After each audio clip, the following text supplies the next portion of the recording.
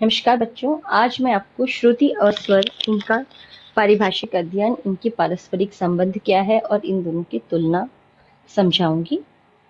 बहुत आसान है, बहुत इंटरेस्टिंग टॉपिक है आपके कोर्स का। तो शुरू करते हैं। श्रुति और स्वर की पारस्परिक तुलना, परिभाषा।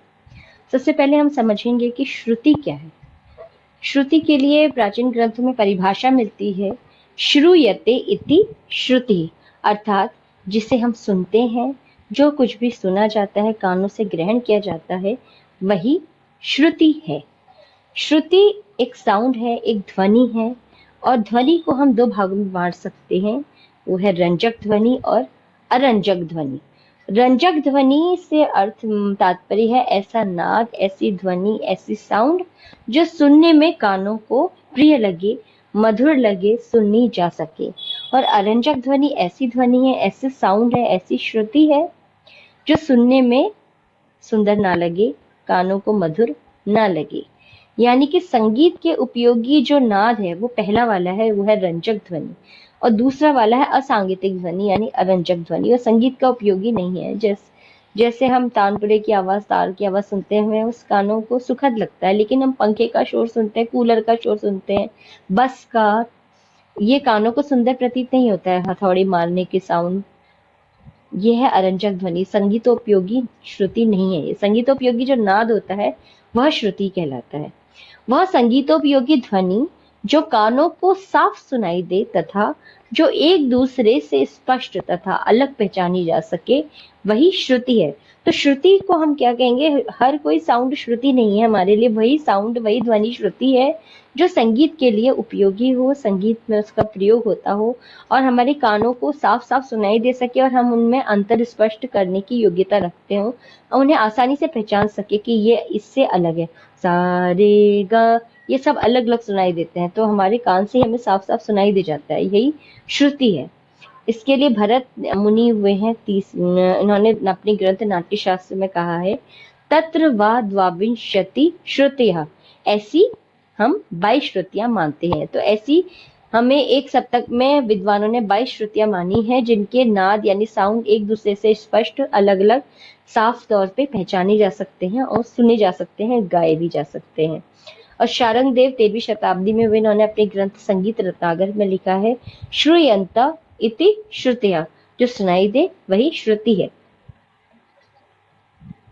मतंग मुनि 8वीं शताब्दी में हुए हैं, इन्होंने अपने ग्रंथ बृहदेशी में कहा है, श्रु श्रवणो चाश्च धातोः तिन प्रत्यय समुद्भव, श्रुति शब्द प्रसाद्यो अयम शब्दज्ञेर भाव साधनः, अर्थात सुनने के अर्थ वाली श्रु धातु में कृतिन प्रत्यय लगाकर श्रुति शब्द बनता है। विश्वावसु ने अपने कहा है, श्रवणेन्द्रिय द्वारा, श्रवणेन्द्रिय यानी आपके कान, इनके द्वारा ग्रहण किए जाने के कारण ही ध्वनि को श्रुति कहते हैं। अभिनव राग मंजरी, जो पंडित भातखंडे ने टीका लिखी है नाट्य शास्त्र पे, उन्होंने कहा, जिस ध्वनि का गायन में नित्य प्रयोग किया जा सके, जो एक दूसरे से पृथक पहचानी जा सके, वही संगीत की श्रुति है। यानी कि ऐसी साउंड, जो ध्वनि है, जो हमें अपने गाने में हम इसका प्रयोग कर सकते हैं और वो एक दूसरे से अलग अलग पहचानी जा सकती है, तो वही संगीत में हम उसे श्रुति कहेंगे।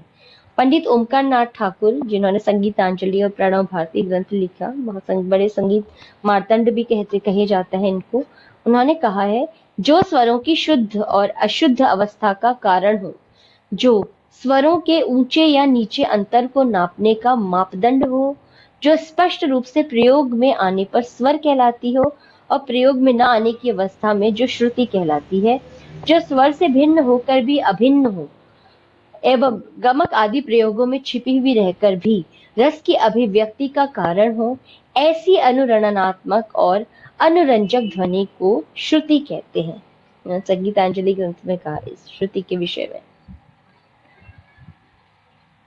संगीत के हम मूल में जाएंगे तो संगीत का जो मूलभूत उपादान है, मेन स्टेप है, सीढ़ी है, वो है स्वर।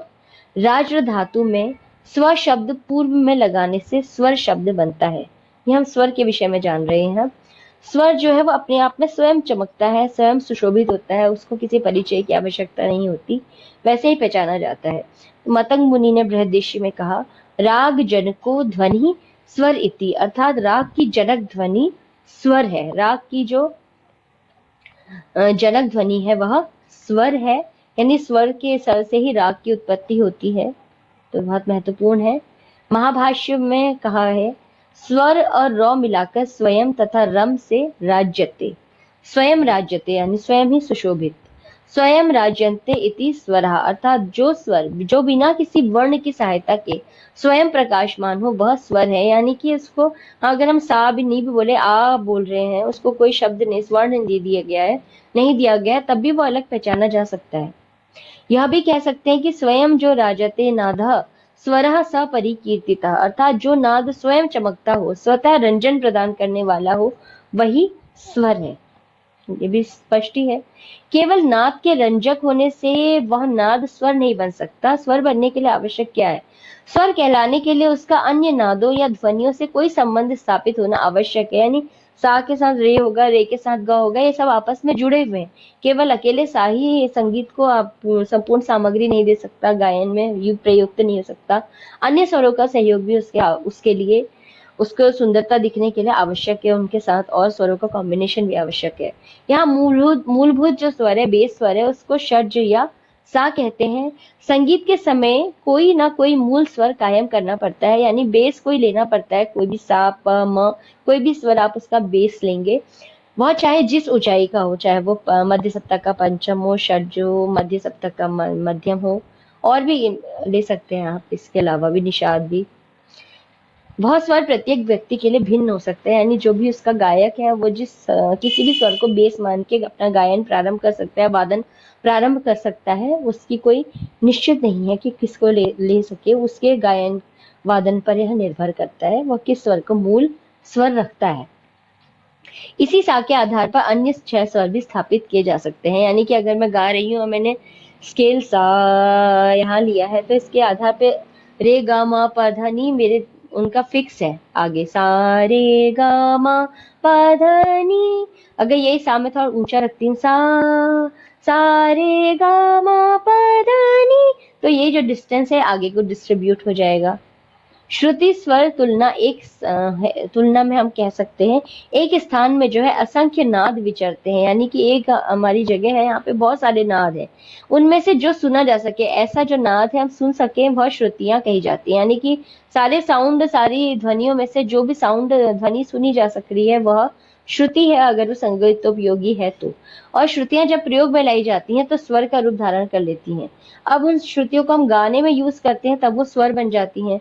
तो जब हम गाने में उन्हें यूज नहीं करते, वह श्रुति के रूप में रहती हैं। अस्पष्ट और सुनाई न देने वाले नाद सहायक नादों का रूप धारण कर निकटवर्ती स्वर की सहायता करते हैं। इसमें रंजकता में वृद्धि करने में सहायक होते हैं।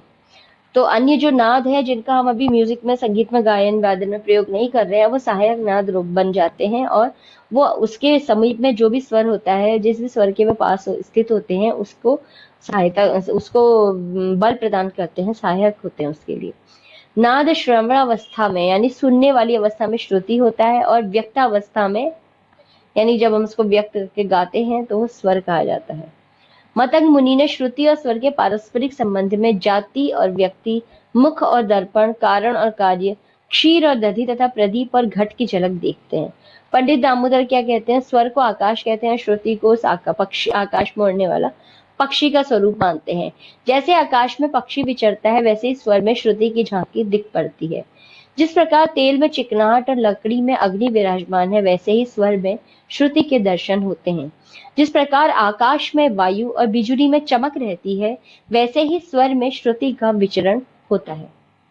पंडित अहोबल कहते हैं, संगीत पारिजात में 7वीं शताब्दी में पंडित अहोबल वे कहते हैं, श्रुतया स्युः स्वरा भिन्ना श्रावणत्वेन हेतुना अहि कुंडल वत्तत्र भेदोक्ति शास्त्र सम्मता सर्वाश्च श्रुतयस्त तत्र द्रागेपु स्वरताम गतः रागा हेतुत्व एतासा श्रुति संज्ञैव समता।